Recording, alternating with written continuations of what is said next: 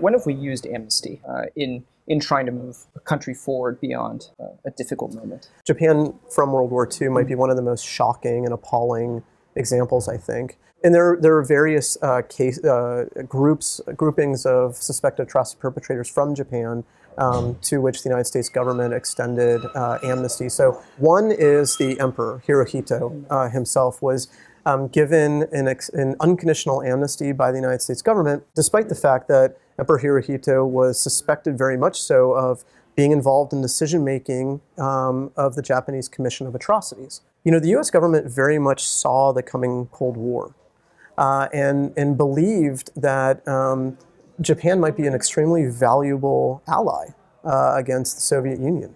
And so the U.S. government very much wanted to keep Emperor Hirohito as a friend, as an ally to the U.S. government, and not to turn him into an enemy or to turn his supporters into enemies. So that's Emperor Hirohito. Another more shocking and appalling situation is with 3,600 Japanese officials, scientists, and physicians who were involved in human experimentation during World War II.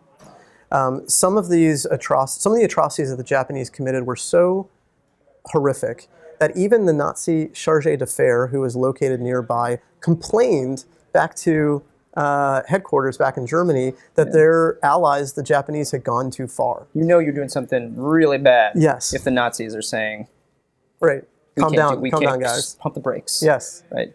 And so in the case of human experimentation, these Japanese used extreme temperature, both high and low testing, as well as extreme pressure, both high and low testing, as well as the deliberate infection of various deadly diseases into humans in order to develop weapons, so biological, chemical weapons. And the U.S. government gave amnesty to these 3,600 people that the U.S. government knew full well had committed these unbelievably shocking human experiments on various people from World War II, including Allied soldiers and possibly including American POWs.